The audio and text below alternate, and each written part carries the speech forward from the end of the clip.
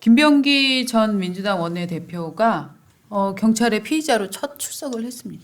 저는 그게 몇 가지 범죄인가 늘 고민을 하고 있었는데 오늘 친절하게 방송들이 14가지 혐의다. 13가지. 13가지입니까? 네. 오늘 또 뉴스 채널에서는 14가지라고 하던데. 13가지로 정리를 해보면 동작구 의원들로부터 3천만 원 수수 혐의, 그다음에 공천 헌금 성격의 금품 수수 의혹, 그다음에 수수 사실 인지 공모 여부, 그다음에 동작구의회 법인카드 사적 사용, 법인카드 사용 내역 은폐 시도, 또 관련 수사 무마 시도, 차남 숭실내 편입과정 개입 의혹, 편입 특혜 알선 여부, 빗썸 취업 청탁, 빗썸 채용 과정 외압 행사, 또 그다음에 채용 대가성 여부, 그다음에 가족 관련 이해 충돌이 있는가 없는가, 사건 전반에 은폐를 시도를 했는가, 조율 의혹이 있는가 해갖고 정치자금법 위반, 공직선거법 위반, 공모 공동정범 여부, 업무상 횡령, 증거 인멸, 업무 방해,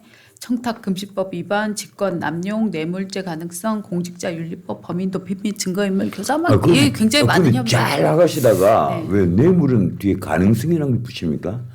이게 신문을 보면 이상하게 민주당 쪽에서 이런 공천을 받는데 돈이 오고 간 걸 다들 정치자금법 위반으로 자꾸 몰아가려는 경향이 있어요. 정치자금법 위반은 어지간하면 5년 이하인데 뇌물은 어지간하면 5년 이상이에요. 그죠. 하늘과 땅 차이예요. 그런데 이건 만약에 국민의힘 쪽이 권력을 잡고 있고 이런 공천 뇌물 사건이 벌어졌다고 하면 어느 신문이고 간에 공천 뇌물이라고 표현했을 겁니다.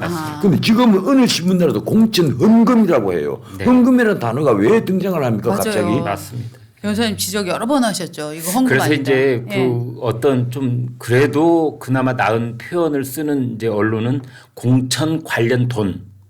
네, 그래서 이제 헌금과 뇌물 사이에 이제 또 이 고개를 하는 언론이 있긴 있는데 아무튼 헌금 이것은 보도자료 그대로 쓰는 거죠. 네. 그래서 말이에요. 그래서 저는 참 이해를 못하는 게 그게 헌금인지 뇌물인지 수사와 재판이 끝나지도 않았는데 그냥 날름 헌금이라고 하니까 거기에 매우 이게 거룩한 돈이었네 이런 생각을 들게 하는 거잖아요. 그래서 지금 그 가족까지 끼어든 이게 가족 범죄입니다. 이게 더 웃기는 게요. 부인이 끼어들어 있잖아요. 또 이게 공천 뇌물을 준 구의원들, 이 전직 구의원들 뭐 이런 사람들이 하는 말이 아주 걸작이에요. 우리는 뇌물 준 게 아니다. 그렇죠. 이게 국회의원 선거 총선 앞두고 정치 자금 우리 빌려준 거다. 맞아요. 이런 소리를 하는 거예요. 자기들도 빠져나가려고. 글쎄요. 뇌물 공유제에서 빠져나가야 되니까. 죄수의 딜레마 비슷한 걸 보는 것 같기도 하고요. 그러니까 돈 준 사람들도 일단 이게 이제 뇌물로 유죄가 되면은 자기들도 이제 중죄를 면할 길이 없으니까 그게 이제 그 공여자와 그걸 이제 수뢰자가 입을 맞춰가는 그런 과정인 것 같아요. 이번에 강선우도 보세요. 어제 국회에서 놀라운 얘기를 했잖아요. 나 그동안에 돈 받고 돌려준 게 3억이다. 3억이라는 단어가 갑자기 팍 터져나왔단 말이에요. 3억 2,200만 원. 3억. 갑자기 나왔어요. 5차례에 걸쳐서. 내가 깜짝 놀랐어요. 이거 봐라. 뭐 자백하는 거냐? 그런데 돈 받아 돌려줬다. 근데 내가 그 뒤에 한 말이 걸작입니다. 그런데 내가 1억에다 국회의원 이걸 걸겠느냐. 100억이라면 모르겠지만 하는 게 괄호 속에 들어가 있는 거예요. 어제 저희가 나눴던 얘기가 똑같은 표현을 해주시네요. 그러니까 그 강선우는 돌려줬다는데 방점을 찍고 싶어 했던 것 같은데 세상은 그렇게 보지 않는 거죠. 그리고 그 뉴스 채널 보니까 자기 그 차로 또각 걸어가는데 밑에 뉴스 채널이 계속 또각 이렇게 글자까지 넣어줘요. 그런데 얼마나 무서웠는지. 자기 이 연설문에다가 메모를 해놨더라고요. 당당, 담담, 또 하나 결연. 그러니까 담당. 뭐 이걸 마지막 정치 무대로 생각을 했는지 그런데 분명히 배신자들이 있었잖아요. 자기 이제 그 강순의 입장에서 글쎄 저희 말이에요. 민주당 안에서 적어도 57명입니까? 내가 산수를 대충 해보니까 네. 적어도 57명의 배신자가 등장을 했단 말이에요. 얼마나 불안했어요. 아마 어제 잠을 못 잤을 그랬을 겁니다. 겁니다. 내가 인심을 그렇게 잃었나 뭐 이런 생각도 했을 것이고. 별의별 생각이 다 들었겠죠. 이 57명의 리스트를 어떻게 작성을 해보지 이런 야. 생각 안 들겠어요.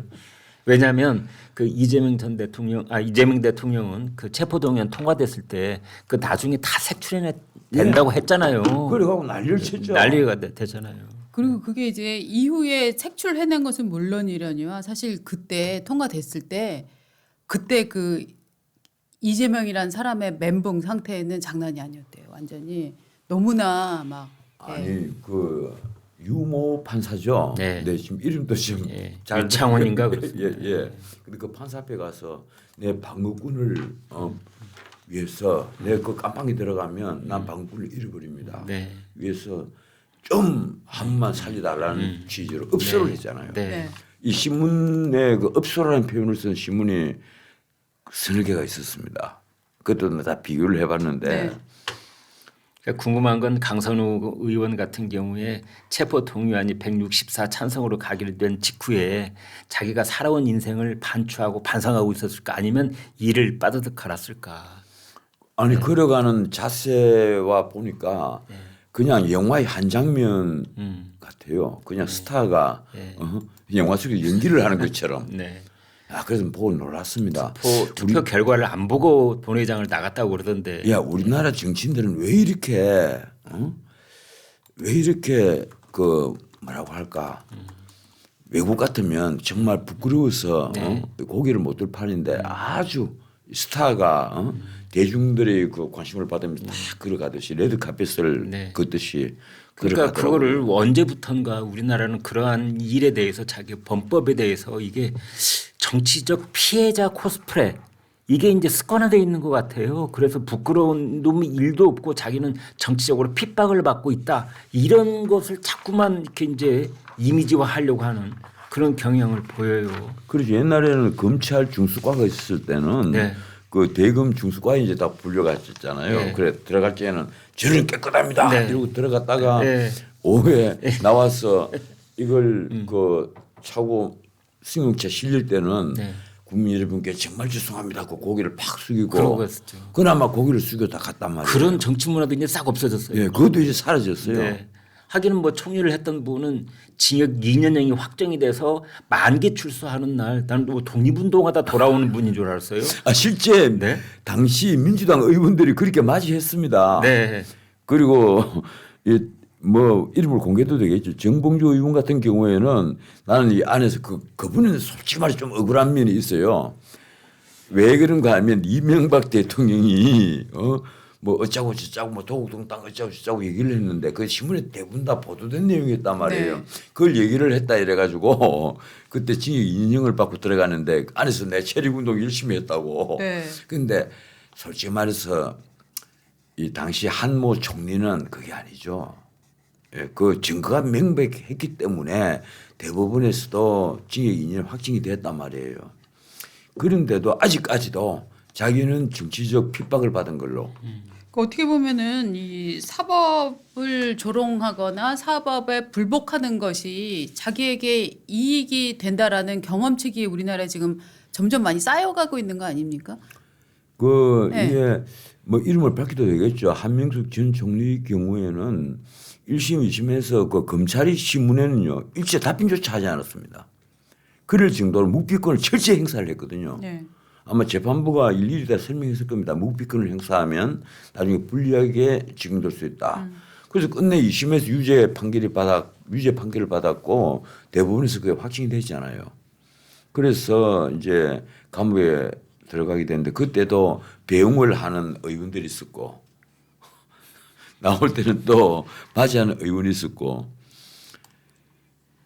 명백한 이 범법 사실이 있는데도 불구하고 교도소에 들어갈 때 나올 때 90도로 절해서 그 배웅하고 또 맞이하고 하는 거는 조폭 문화하고 비슷해요. 그렇죠. 이게 국민들에게 최소한 자기가 그 돈을 받은 것 이 대부분에서 확증된 그 부분에 대해서는 정말 뭐 경위 어떻든 죄송합니다라든지 그런데 난 이건 범죄는 아니라고 나는 알고 있는데 정말 죄송하다라든지 그런 말씀이 있어야 되는데 그런 얘기는 전혀 없었어요. 그렇죠. 그런 종류의 아마 불복하는 사법적 결정에 대해서 불복하는 거에 어떻게 보면 원형을 세운 것이 저는 한명 총리 사건이 아닌가라는 그런데 뭐 생각이 좀 들어요. 본인은 어떻든 억울한 부분은 있었기 때문에 그렇지 않겠습니까? 그렇죠. 예. 네. 억울한 점이 전혀 없는데도 그럴 일은 아니 뭐 없을 거란 말이에요. 한총리까지 갈 것도 없이 조국 대표 그 사람도 대법원에서 확정이 돼가지고 감방에 교도소로 들어갔잖아요. 근데 사면에 의해서 이제 풀려 나오는데 요즘은 정의의 사도인 것처럼 여기저기 상관하면서 남 꾸짖고 다니고 그러고 있잖아요. 나는 그렇죠. 나는 그 조국의 경우는요. 딴 거는 몰라도 그 따님 조모 씨 때문에 네. 의사의 길을 걸어야 될 한 사람이 인생이 사라져 버렸단 말이에요. 네. 거기에 대해서 적어도 미안함을 표시를 해줘야 되는데 거의 전혀 없어요. 그리고 운동화군을 사회에 환원하겠다 그랬잖아요. 그 전혀 얘기 없었다. 그 뒤에 아직까지 사회에 환원했다는 얘기를 못 들었거든요. 하긴 요사이 뭐 학생들 숫자가 줄어드니까 그래서 그런 건지. 아니 근데 이 어떻게 보면은 많은 국민들이 이제 드라마나 영화에서 보면은 보수 우파는 원래 이제 굉장히 구린 인물로 나오고 이 진보 좌파는 그래도 뭐 사회를 위해 자기를 헌신하는 인물로 그려지고 이런 이제 도식화된 것들을 많이 보다가 우리가 실제 우리 정치 현장에서는 그랬던 사람들이 대명분을 내세우면서 위선적인 행동을 하는 거 이제 치를 떨게 되었단 말이죠. 그런 게 근데 우리나라의 현상만도 아닌 거지. 빌 게이츠라고 하면은 억만장자인데 정말 그 전 지구적 평화와 전 지구의 그 무슨 뭐 온난화와 그런 거 너무 걱정해 갖고 막 기부도 억만장자니까 억만장자답게 기부를 하고 자식에게 유산 물려주지 않고 이 세상의 모든 것을 돌려드리고 가겠노라 약속했는데 최근에 어저께 사실 글로벌하게는요. 이 월스트리트 저널 보도에 나온 건데 빌 게이츠가 러시아의 과학자와 불륜 관계였고 또 하나는 러시아의 뭐 체스 비슷한 뭐였죠? 브릿지 선수. 브릿지 선수하고 러시아 핵 물리학자 이 두 명하고 불륜 관계였다. 이거를 직접 멀린다 재단, 그러니까 자기 부인이 멀린다인데 그 재단 사람들이랑 전 부인이죠. 네. 하면서 이제 고백을 했다. 이 뉴스가 완전히 진짜 전 지구를 휩쓸었어요. 그런데 요사이 그 전 세계에서 평소에 존경받고 네.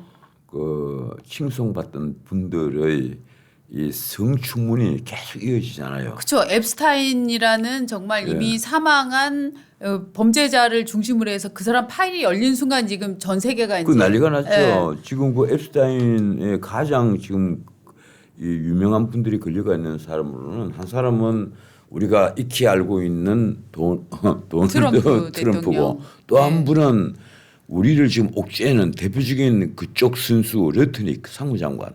그렇습니다. 그분은 아주 외관을 잘 꾸미잖아요. 특수형부터 시작해서 뭐 헤어스타일까지. 근데 러트닉의 그 앱스타인 성추문 때문에 미국에서도 당장 물러나라 이 얘기가 거의 뭐 매일이다시피 신문에 대문짝만하게 실리는 모양이에요. 그런데 본인은 꿋꿋하게 버티고 있고 또 무엇보다도 트럼프가 보호를 하는 것 같아요.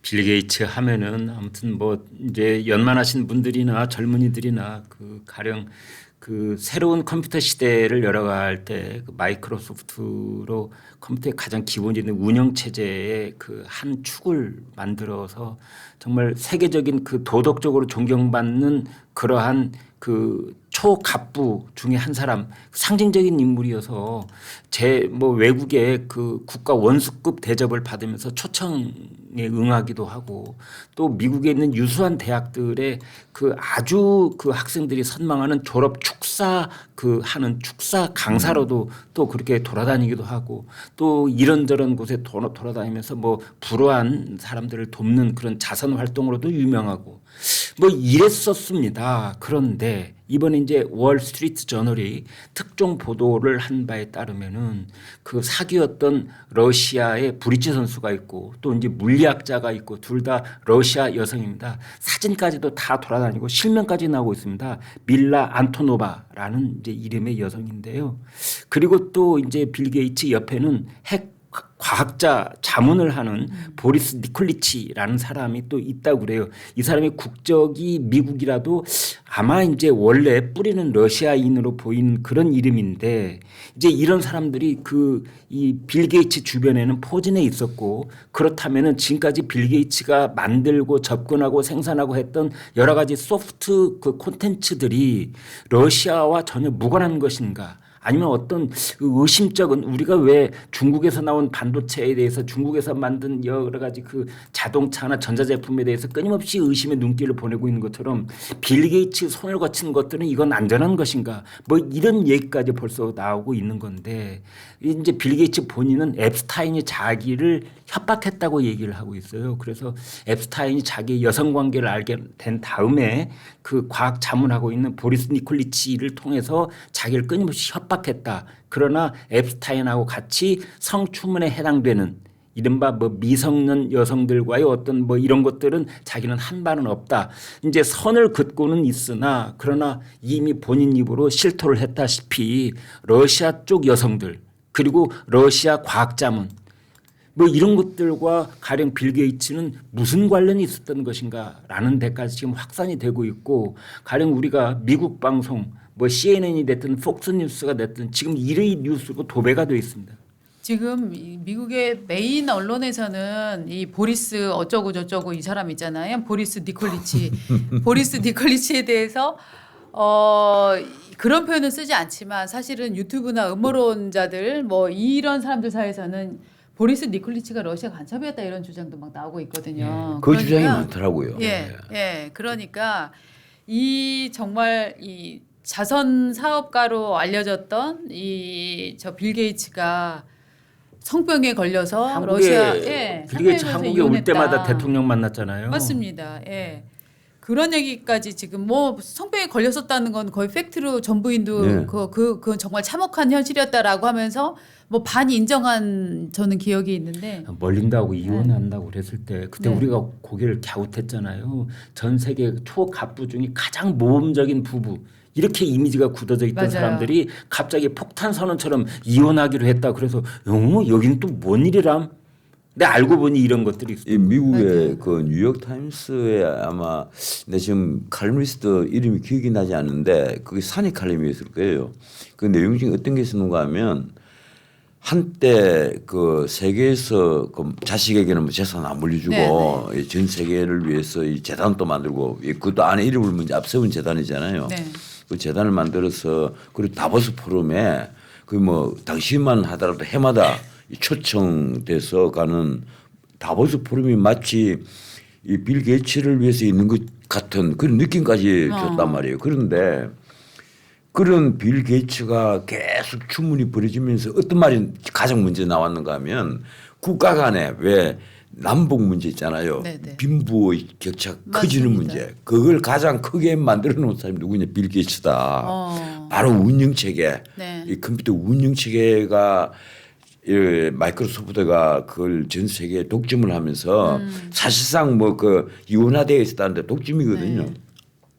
독점하면서 미국과 그리고 서구 그리고 아프리카라든가 이런 빈국들 저 적도 이남의 나라들하고 빈부 격차가 너무 커졌다는 거예요. 이 격차를 앞으로 영원히 메꿀 수 없을 것이다. 이러니까 빌 게이츠가 아무리 재단으로 그런 나라들을 위해서 봉사한다 해도 그건 문자 그대로 극히 버린 차이 극히 일부분에 지나지 않는다. 악어의 동물이다. 그런 자선 사업이나 사회적 공헌 사업들을 지금은 이제 위선적으로 바라보게 됐어요. 왜냐하면 그렇지 말이에요. 지금 이제 변호사님 말씀하신 것처럼 그렇게 격차를 벌이는 것을 어떻게든 좀 이미지상으로 이제 상쇄시키려고 그런 것을 했던 것이 아닌가. 처음에는 좋은 뜻으로 받아들였다가 아니 다보스 포럼에서 그 빈국도 없자는 얘기를 빌 게이츠가 해마다 했어요. 아, 그럼. 네. 그러니까 골프대회에서 타이거 우즈가 안 오면은 왠지 껍데기들만 오는 것 같은 느낌이 들었던 시절이 있었잖아요. 네. 그때 다보스 포럼도 빌 게이츠가 안 오면은 그렇죠. 허당한 것처럼 그런 느낌이 들 때가 있었거든요. 그만한 명사이고 아무튼 세계적인 지도자 인물이었는데 알고 보니 이랬다니 얼마나 지금 충격적이겠어요. 얼마나 세계 존경을 받았으면 워렌 버핏이 네. 그 머린다 재단, 네. 머린다 앤 게이츠 재단에 네. 자기 재산도 다 그렇습니다. 넣겠다. 맞아요. 그렇습니다. 맞아요. 이렇게 했잖아요. 이거. 그러니까 정말 우리는 사실 빌 게이츠 정말 순진한 척하더니 뒤로 호박씨는 닦았네 뭐 이 정도로 이제 생각하고 말지만 실제로 이게 서구 사회에 그 끼친 이 충격은 장난이 아닌 것 같아요. 아마 미국의 청소년들한테 설문조사를 해보면 뭐 링컨이나 워싱턴 못지않은 존경도를 유지하는 사람이 빌 게이츠였을 거예요. 네. 제 짐작입니다만. 그런데 그게 어느 날 아침에 두 얼굴을 가진 사람이었다니. 네. 나는 충격적입니다. 그건 그렇고 어제 그 미국 의회에서 그 도널드 트럼프가 한 연설 있잖아요. 네, 연두교수. 예, 그 장면들을 보면서 네. 진짜 충격을 받았습니다. 네. 저렇게 뻔뻔스러울 수가 있느냐. 이 폼까지 팍 잡으면서 말이에요. 한 2시간 가까이 연설을 했더라고요. 1시간 48분인가 그렇죠. 뒤에서 그리고 네. 박수 치는 캐나다를 이긴 아이스하키 팀이 들어왔을 때만 여야가 예. 동일하게 박수를 쳤고 그 다음부터는 이제 민주당 쪽에서는 계속 고함 지르고 그랬더라고요. 민주당 쪽에서 계속 항의를 하고 한 명 끌려나갔잖아요. 한 명 끌려나갔어요. 예. 네. 그 할아버지 한 명 끌려나갔어요. 그런데 그게 대통령 경호원이 끌어냈다고 나중에 나오던데 자막에 그게 가능한 겁니까? 우리나라 국회에서 만약에 야당 의원이 항의를 했다. 네. 그런데 이재명 대통령 경호원이 들어가서 그거 끌어냈다면 그 어떻게 되겠어요? 그 윤석열 실제로 대통령 일어났었잖아요. 때, 윤석열 네. 대통령 때 그래서 네. 이제 입틀막이라는 말이 그때 생기고 그랬었는데. 네. 의회 안에서 그랬단 말이에요. 네. 그게. 예. 그때는 이제 의회는 아니었고 예, 우리 쪽에서는. 그건 의회가 아니었잖아요. 아니요, 그때도 그때는 그 이틀만 말고 대통령한테 뭐 항의를 해서 경호원들이 더 세게 그러니까 지방에서 한 뭐 적이 행사였었어요. 카이스트에서 뭐 하는 카이스트 행사 말고 또. 행사 또 말고 있었나요? 있었습니까? 예. 국회 안에서도 뭐 하나 있어요. 그랬었나요? 예.